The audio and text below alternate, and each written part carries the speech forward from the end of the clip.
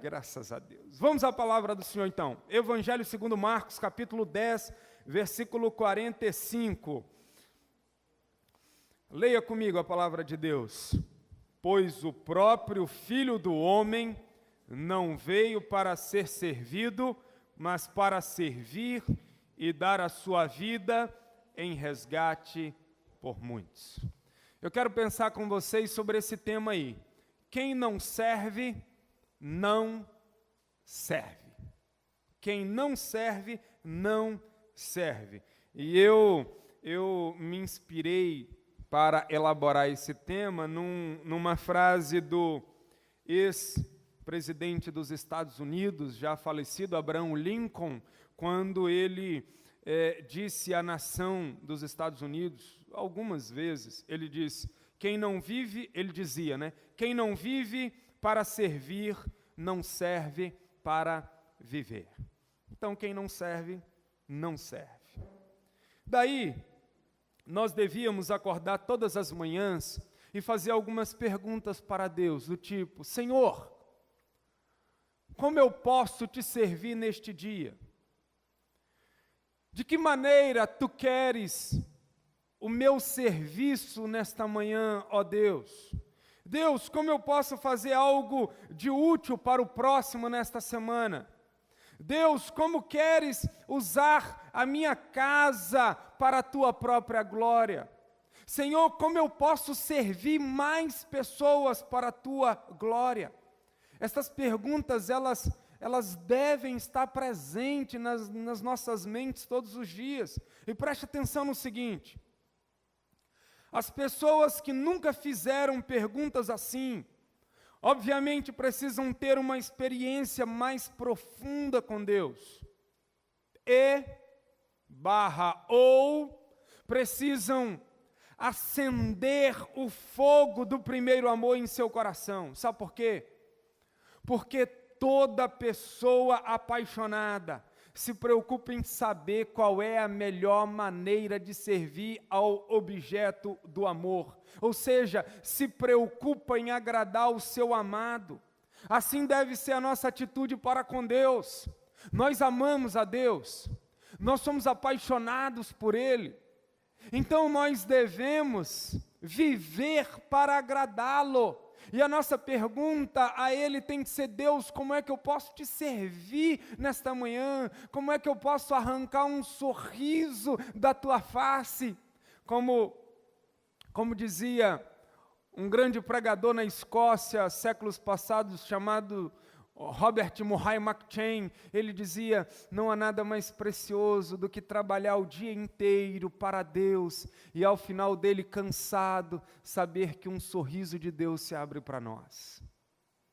Queridos, preste atenção, servir ao Senhor, antes de ser um ato de obediência, tem que ser um ato de amor, afinal, somente o amor pode produzir obediência.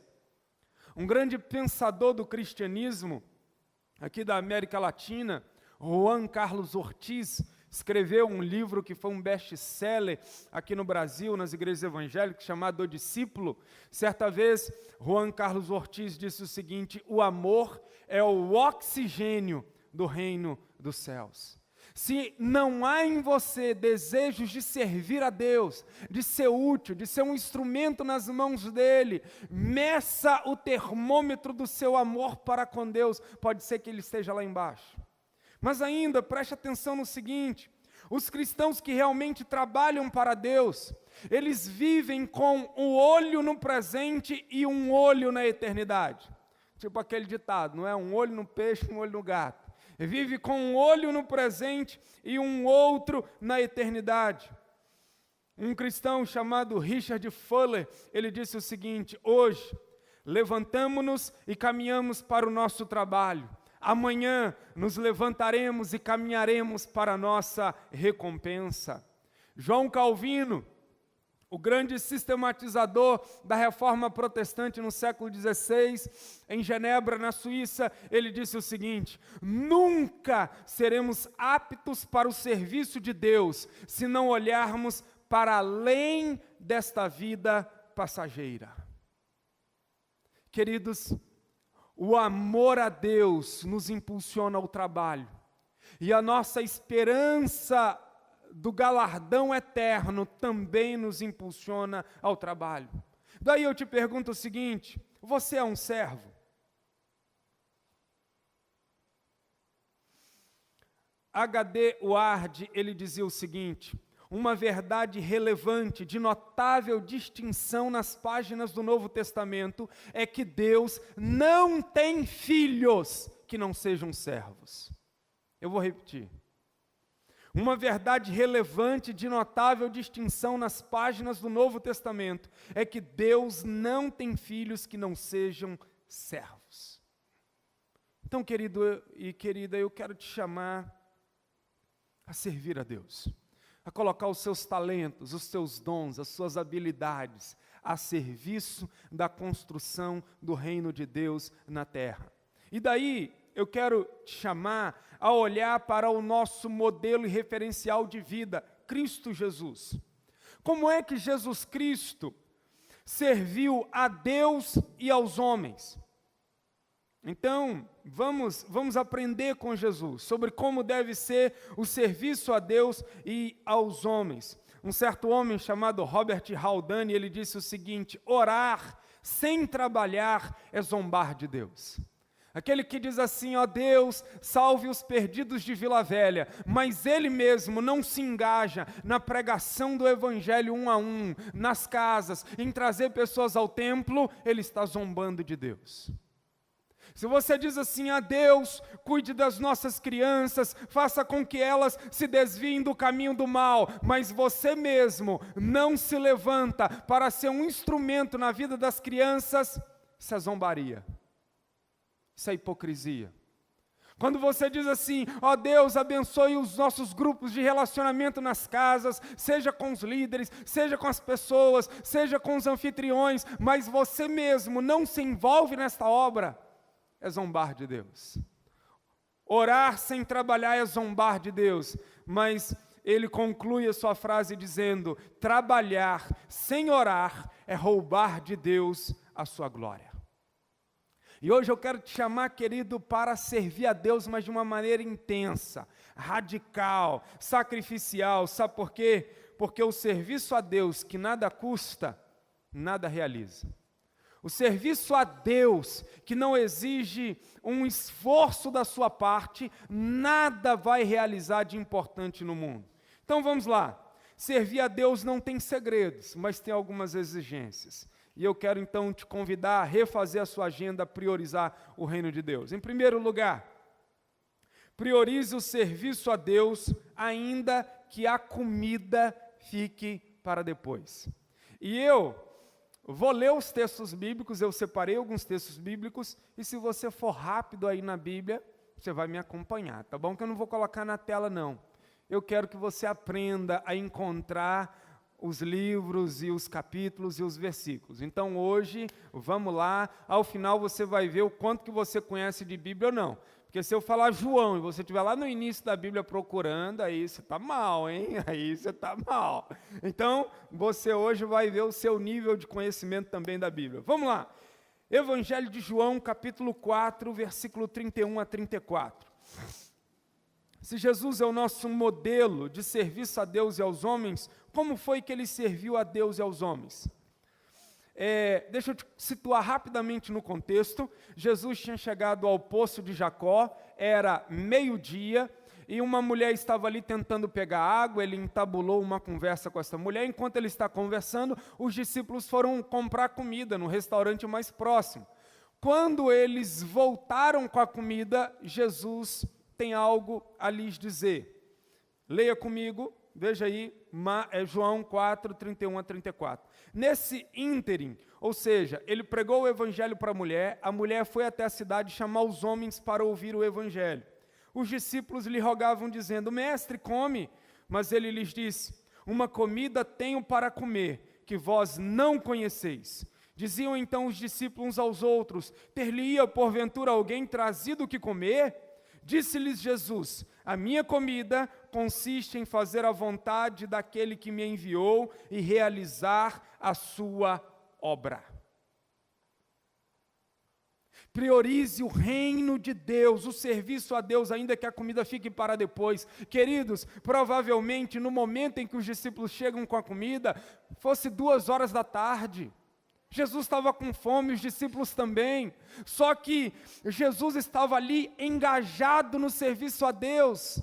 Qual seja o de pregar o mesmo evangelho que ele pregou à mulher samaritana, agora aos amigos, aos colegas, aos homens da cidade que ela ia trazer para ouvir o evangelho. Queridos, se nós quisermos ser de fato significantes no serviço a Deus, tem hora que nós teremos que deixar comida para depois, para podermos priorizar o reino de Deus. Joe Owen, que foi o maior dos puritanos no século 17 na Inglaterra, ele disse o seguinte: Deus tem uma obra a realizar neste mundo. Fugir desta obra por causa das dificuldades e obstáculos é rejeitar sua autoridade. Mas em segundo lugar, preste atenção, o serviço a Deus que nada custa, nada realiza. Então, em segundo lugar, priorize o serviço a Deus, mesmo que isso lhe custe o seu descanso. Vamos olhar de novo para Jesus, volte algumas páginas. Vamos entrar agora no Evangelho de Marcos. Evangelho de Marcos, capítulo 6, versículo 30. Enquanto você procura aí, eu vou tomar uma água aqui. Marcos 6, versículo 30 a 34. Deixa eu te situar novamente no contexto. Jesus tinha colocado os seus 12 discípulos para irem numa empreitada evangelística de pregar o evangelho de casa em casa, ficar alguns dias fora. Eles retornaram. E eles retornaram num momento em que Jesus, humanamente falando, estava abalado emocionalmente pela notícia de que o seu primo chegado, João Batista, tinha sido decapitado por Herodes. Os discípulos estão cansados, Jesus está cansado emocionalmente, e daí então Jesus vai chamá-los para um piquenique, para um passeio, para um happy hour. Versículo 30, voltaram os apóstolos à presença de Jesus, e lhe relataram tudo quanto haviam feito e ensinado. E ele, Jesus, lhes disse: vinde, repousar um pouco à parte, num lugar deserto, porque eles não tinham tempo nem para comer, visto serem numerosos os que iam e vinham. Então foram sós no barco para um lugar solitário. Muitos, porém, os viram partir e, reconhecendo-os, correram para lá a pé de todas as cidades e chegaram antes deles. Ao desembarcar, viu Jesus uma grande multidão e compadeceu-se deles, porque eram como ovelhas que não têm pastor, e passou a ensinar-lhes muitas coisas. Jesus chama os discípulos e diz assim: vamos descansar, vamos agora tirar os sapatos dos pés, vamos pegar uma rede, vamos descansar. Aí a multidão começou a observar o circuito que eles estavam fazendo, o caminho que eles estavam tomando, e disseram assim: eles vão para o outro lado. E a multidão então correu na frente por um outro caminho. Quando eles chegaram lá, disseram: ufa, enfim, vamos descansar. A multidão já estava lá. Aí o que Jesus fez? Não trabalho mais por hoje, expediente encerrado, minha agenda está fechada, não quero saber de problema de ninguém, quero descansar. Não foi isso que Jesus fez. Ele olha para aquela multidão, seu coração é tocado, ele se compadece, vê que naquela multidão há ovelhas como quem não tem pastor. Ele suspende o descanso, ele fecha a agenda, ele guarda a rede e ele diz: o serviço a Deus e aos homens é mais importante nessa hora. Queridos, nós precisamos colocar o serviço a Deus, o serviço ao próximo em primeiro lugar. Buscai, pois, em primeiro lugar o reino de Deus e a sua justiça, e as demais coisas vos serão acrescentadas. Eu acho muito bonito Davi, no Salmo 132, quando Davi, ele resolve construir um templo, ele diz assim: olha, não entrarei na tenda em que moro, nem subirei ao leito em que repouso, não darei sono aos meus olhos, nem repouso às minhas pálpebras, até que eu encontre lugar para o Senhor, morada para o poderoso de Jacó. Davi diz: enquanto eu não construir, enquanto eu não ver todos os recursos para o templo chegar, eu não vou descansar, eu me nego a descansar. Eu quero morada para o poderoso de Jacó. Queridos, olha, você precisa desligar as séries da Netflix, sair um pouco do sofá, desligar um pouco o computador, parar de ficar deitado só no sofá, pensando em você mesmo. Há vidas para serem salvas, há ministérios para serem por nós levados à frente. Nós precisamos servir a Deus, ainda que isso custe o nosso descanso. Thomas Brooks disse o seguinte: os cristãos que permanecem no serviço do Senhor precisam considerar mais a coroa do que a cruz. Pare de se colocar como cruz em todo o trabalho. Olha a recompensa que virá, siga em frente. Um dia virá o nosso sábado eterno, um dia virá o verdadeiro sábado, que é o nosso descanso eterno. Mas ainda, em terceiro lugar, servir a Deus não tem segredos, mas tem algumas exigências. Preste atenção, guarde essa frase: o serviço a Deus que nada custa, nada realiza. Em terceiro lugar, priorize o serviço a Deus ainda que tenha que quebrar regras humanas. Vamos voltar para o Evangelho segundo João. Vamos lá, hein? Como é que você está aí nos textos, hein? Vamos lá. João capítulo 5. Versículo 15, se você está com um smartphone aí nos programinhas, aí não vale, aí é muito fácil, não é? Só joga a palavrinha assim, já aparece. Quero ver aqui no papel. Evangelho de João, capítulo 5, versículo 15 a 18. O homem, esse homem aqui é aquele paralítico de 38 anos, que vivia à beira do tanque de Betesda, que havia sido curado por Jesus. O homem retirou-se e disse aos judeus que fora Jesus quem o havia curado. E os judeus perseguiam Jesus, porque fazia estas coisas no sábado. Mas ele lhes disse: meu pai trabalha até agora, e eu trabalho também. Por isso, pois, os judeus ainda mais procuravam matá-lo, porque não somente violava, mas também dizia que Deus era seu próprio pai, fazendo-se igual a Deus. Veja, naquele tempo, a elite religiosa havia acrescentado ao sábado um monte de normas humanas, que nada tinha a ver com o verdadeiro guardado sábado que Deus havia instituído no Antigo Testamento. Eles proibiam sequer uma cura no sábado. Jesus, ele quebra com estas regras humanas para seguir com o seu trabalho, porque ele entende que o seu Pai eterno trabalha até agora, e ele diz: eu não posso parar, eu tenho que trabalhar também. E por isso, ele quebra a regra do sábado, e ele faz o bem. Ele cura um homem que estava paralítico há 38 anos. Há um monte de regras religiosas que a gente precisa quebrar para poder servir ao nosso Deus.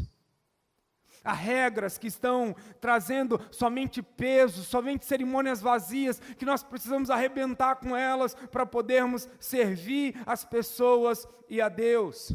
Thomas Fuller, ele disse o seguinte: a sua salvação compete a Deus, mas o serviço dele compete a você. Nós não trabalhamos para ser salvos, nós não somos salvos porque trabalhamos, melhor dizendo, nós trabalhamos porque fomos salvos. A gente não trabalha para conquistar a salvação. A salvação nos foi dada gratuitamente na cruz. E em resposta à salvação, nós agradecemos ao Pai, servindo com as nossas próprias vidas. Mas ainda, em quarto lugar, servir a Deus não tem segredos, não é mesmo? Mas tem algumas exigências. E o serviço a Deus que nada custa, também nada realiza. Então, em quarto lugar, priorize o serviço a Deus, mesmo que isso lhe custe a sua posição. Passa algumas páginas aí comigo. João capítulo 13.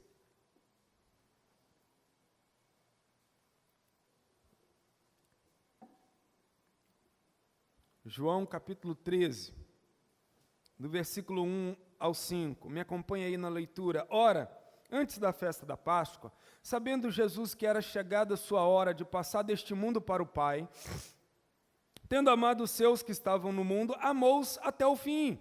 Durante a ceia, tendo já o diabo posto no coração de Judas Iscariotes, filho de Simão, que traísse a Jesus, sabendo este que o Pai tudo confiara às suas mãos e que ele viera de Deus e voltava para Deus, levantou-se da ceia, tirou a vestimenta de cima e, tomando uma toalha, cingiu-se com ela. Depois, deitou água na bacia e passou a lavar os pés aos discípulos e a enxugar-lhes com a toalha com que estava cingido. Priorize o serviço a Deus, mesmo que isso lhe custe a sua posição. O que eu quero dizer com isso? Eu quero dizer que Jesus, ele desceu da sua posição de convidado de honra naquele jantar. Se tinha alguém que era o centro das atenções naquele jantar, era Cristo Jesus. O lugar de destaque naquela ceia era o do Senhor Jesus. Mas de repente, ele assume o papel de servo de todos, quando ele pega o balde, a toalha e começa a lavar os pés dos seus discípulos. Gente, Jesus se desprendeu da condição em que se encontrava. Ele se desprendeu da sua posição, do seu status, da sua condição. E ele vai realizar o trabalho que era o trabalho de um escravo. Quando algum convidado chegava a uma casa naquele tempo, e não havia pavimentação nas estradas, ou pelo menos na maioria delas, então os pés ficavam muito empoeirados, e quando iam entrar na casa, eles tinham que lavar os pés. Hoje a mulher manda a gente tirar o tênis, não é? Tirar o chinelo. Não entra de tênis cheio de areia, não. A casa está limpa. Naquela época, tinha que lavar os pés. Mas quem é que fazia esse trabalho? O escravo. Mas que tipo de escravo? O pior escravo. Se tivesse 5 escravos na casa, quem é que ia lavar os pés? O escravo mais ruim de serviço. Aquele piorzinho de todos. Esse trabalho é seu, vai lá. Gente, de repente, o Rei da Glória, o Senhor dos Senhores, aquele que é a expressão exata do ser de Deus, a imagem visível do Deus invisível, a imagem visível, melhor dizendo, do Deus invisível, é Ele que se rebaixa, que desce da posição para lavar os pés. O que eu quero dizer a você com isso? É que não existe trabalho no reino de Deus que seja abaixo da sua condição. Você, melhor dizendo, não é superior a nenhum trabalho para Deus. Ao contrário, você é honrado quando trabalha para Deus em algo que é honroso. E o que é honroso? Tudo. Porque tudo que nós fazemos para Deus, para a expansão do seu reino, da igreja, para abençoar vidas, é algo honroso. E na honra do trabalho, nós somos honrados. E na dignidade do trabalho, nos tornamos dignos. E na beleza da obra, nos embelezamos. E na glória do reino de Deus, somos glorificados, entre aspas. Querido, às vezes você se acha demais. Às vezes você diz assim, não, pastor, eu tenho um nível elevado de conhecimento, eu não posso ficar ministrando a crianças, porque as crianças não vão acompanhar o meu raciocínio. Então baixa o raciocínio, querido, e vá ministrar o coração das crianças. Vai entrar nas casas, vai ser um líder, quero ser um líder de GR. Quero entrar lá nas invasões, quero subir um morro. Eu quero dar a minha vida ao meu rei, aquele que se entregou na cruz em meu lugar. Priorize o serviço a Deus, mesmo que isso lhe custe a sua posição. John Stott foi um pregador britânico, ele foi pastor da Rainha Elizabeth. Veja bem, todos morrem, menos a Rainha Elizabeth, não é, gente? Todos morrem, menos ela. John Stott morreu e ela continua. John Stott dizia, o principal perigo do trabalho de liderança é o orgulho. Cuidado com o orgulho, querido. Não há trabalho para Deus que seja tido como um trabalho que não esteja à minha altura. Pode ser que eu não esteja à altura de algum trabalho para Deus. Mas em último lugar, em quinto lugar, priorize o serviço a Deus, mesmo que lhe chamem de fanático. E aí eu quero que você volte comigo para Marcos. Marcos capítulo 3. O serviço a Deus que nada custa, que não custa suor, que não custa tempo, que não custa dedicação, que não custa entrega, que não custa amor, nada realiza de proveitoso para os corações que são por ele atingidos. Servir a Deus não tem segredos, mas tem algumas exigências. E a exigência é essa: priorize o serviço a Deus, mesmo que lhe chamem de fanático. Marcos capítulo 3, versículo 20 e 21. Nós estamos olhando só para Jesus, como nosso exemplo, como nosso modelo para o serviço cristão. Então, Jesus foi para casa. Não obstante, a multidão afluiu de novo, de tal modo que nem podiam comer. E quando os parentes de Jesus ouviram isto, saíram para o prender, porque diziam: está fora de si. Sabe quem é que disse que Jesus estava fora de si? Maria, sua mãe. Seu irmão Judas, seu irmão José, as suas irmãs, quando ouviram que Jesus, ele muitas vezes deixava de comer para poder atender a multidão, para poder pregar o evangelho, para poder curar, para poder ensinar, para poder abraçar, para poder aconselhar, para poder estender as mãos, os familiares disseram: não, ele está louco, ele está fora de si, a gente precisa prendê-lo, a gente precisa amarrá-lo, a gente precisa trancá-lo dentro do quarto, a gente precisa colocar uma algema e prendê-lo na cama, ele ficou louco.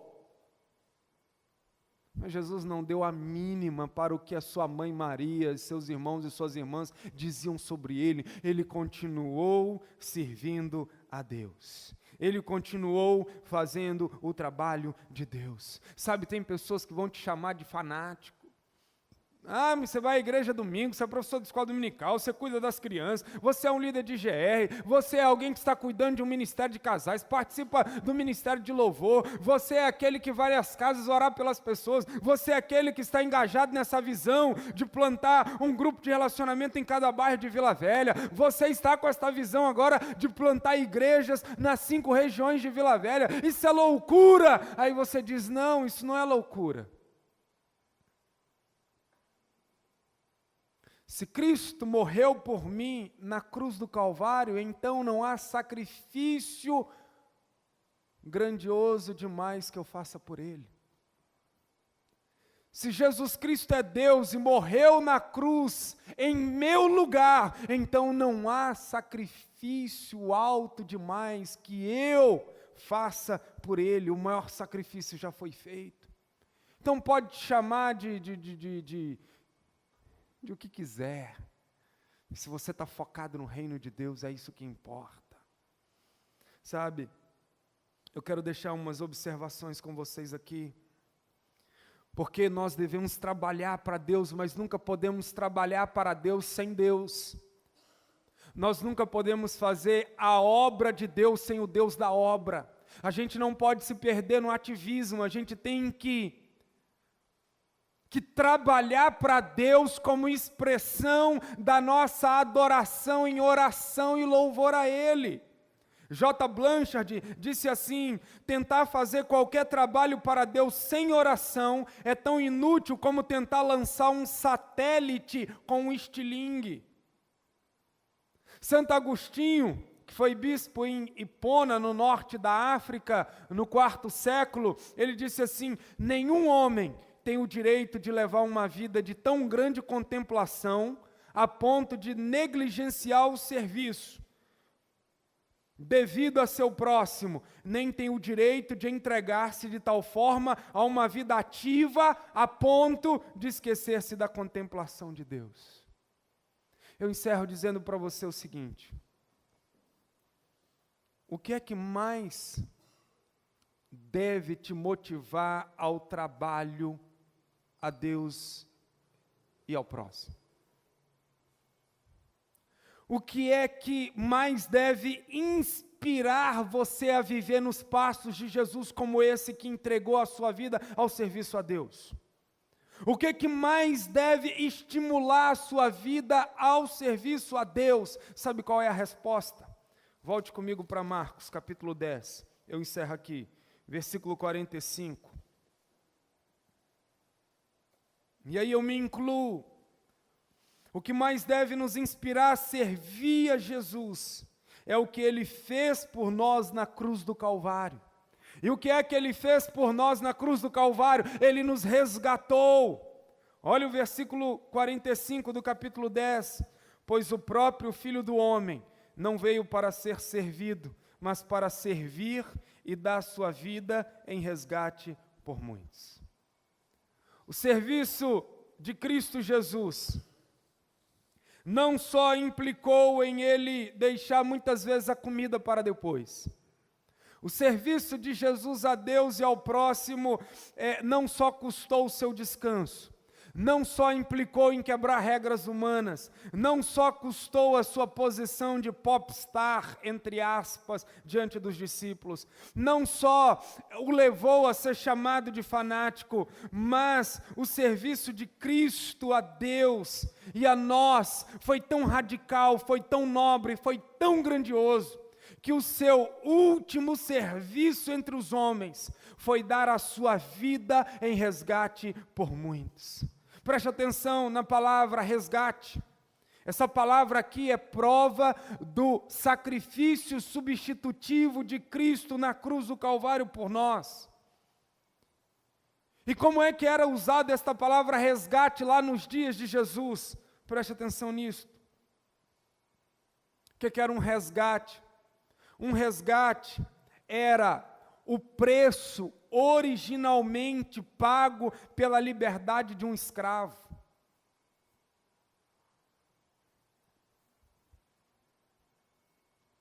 Quando alguém era escravo de uma família, de um clã, de um poderoso, ele só poderia sair desta condição se alguém chegasse e pagasse o resgate. Essa expressão resgate, nós usamos hoje no contexto do sequestro, não é mesmo? Quando uma pessoa é sequestrada, os sequestradores então ligam para a família e dizem: olha, nós queremos tal valor para o resgate. Mas resgate nos dias de Jesus era para libertar um escravo. Nós éramos escravos do pecado, do mundo, do diabo. Nós estávamos debaixo da ira de Deus, e todo aquele que não tem Jesus como Senhor e Salvador, é nesta condição que ele se encontra na condição de escravo, escravo do pecado, escravo do mundo, escravo do diabo. É alguém que está debaixo da ira de Deus, e só há uma maneira desta pessoa sair desta condição, é se ela se voltar para a cruz e crer em Cristo Jesus como Senhor e Salvador. Querido, sabe por que a minha vida não é mais minha? Sabe por que eu decidi entregar toda a minha história para Deus? Porque Ele pagou o meu resgate, não com ouro, não com prata, mas com o precioso sangue dEle derramado na cruz do Calvário. Queridos, preste atenção, o nosso serviço a Deus, portanto, não é, aliás, deixa eu deixar isso bem claro aqui, o nosso serviço a Deus não é o pagamento pelo nosso resgate. Não tem como nós pagarmos, como escravos, o nosso próprio resgate. Jesus foi o pagamento diante de Deus pelo nosso resgate. Nós trabalhamos para quê? Não é para ser resgatado. Trabalhamos porque fomos resgatados. E agora trabalhamos por gratidão, por amor, tendo isso como um alto privilégio. Nós que fomos transformados pelo sangue dele, fomos resgatados do nosso fútil procedimento. Agora a nossa vida é dele. É por isso que o serviço a Deus, seja ele qual for, através dos nossos dons, talentos, habilidades, em ministérios e na vida como um todo, não deve ser encarado como um fardo, mas como um privilégio. Servir a Deus é um privilégio, servir a Deus é um compromisso de honra. Eu quero convidar o Ministério de Louvor aqui à frente, eu quero encerrar. Você que está nos assistindo pela internet, Deus te abençoe. E se você ainda não entregou a sua vida a Jesus, entregue a sua vida a Ele. Creia, porque a fé é o modo como nos apropriamos desse sacrifício que Ele fez para nos resgatar. Deus abençoe você.